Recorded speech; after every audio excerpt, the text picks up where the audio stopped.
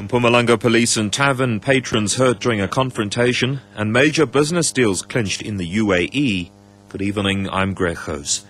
Several people, including police officers, have been seriously wounded in a confrontation between police and patrons at a tavern in Matsulu in Mpumalanga.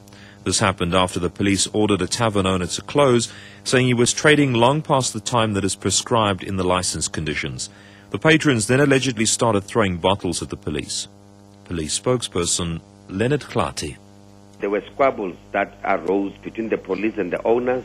The patrons also joined, and that erupted. The patrons started to throw bottles, stones, and any other objects that they could lay their hands on at the police. 3 policemen were injured in this process. One of them was hospitalized, and a police vehicle was also damaged. So there were patrons that produced firearms and started firing at the police. The Water and Environmental Affairs Deputy Minister, Rejoice Mabudafasi, says over half of South Africa's rivers and wetland ecosystems are threatened. She was speaking at the launch of an atlas of freshwater ecosystem areas in Pretoria. The atlas will provide an insight into regions that are essential for sustaining the health of ecosystems. The atlas that we're launching today, it assists us to identify all the wetlands that we have and those that have got a problem that needs more attention. But however, the Working for Wetlands has really assisted us because some of the communities are now benefiting from those wetlands. Several South African companies have clinched deals during President Jacob Zuma's visit in Abu Dhabi.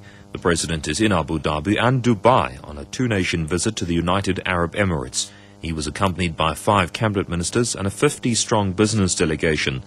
A CEO in the local automotive industry, Thabiso Taka.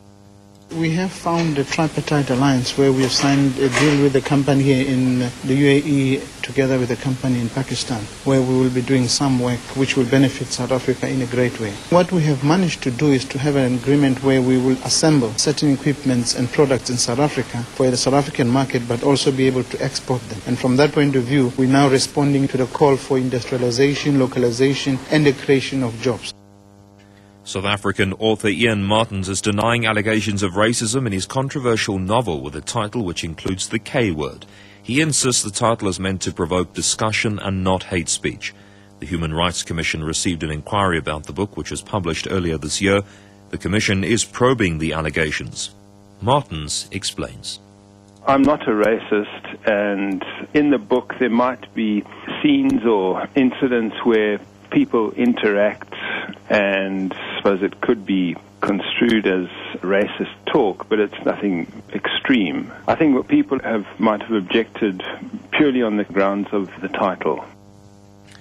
The Tobacco Institute of South Africa says about 280 billion rand is lost worldwide in tax revenue each year due to the illicit trade in tobacco products.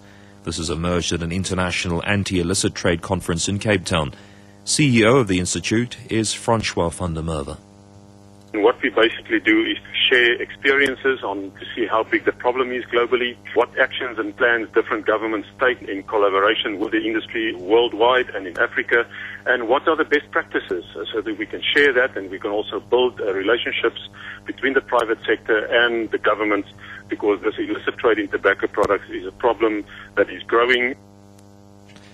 Well, let's take a look now at the top story at 6 o'clock. Several people, including police officers, have been seriously wounded in a confrontation between police and patrons at a tavern in Matsulu in Mpumalanga. This happened after the police ordered a tavern owner to close, saying he was trading long past the time that is prescribed in his license conditions. The patrons then allegedly started throwing bottles and stones at the police.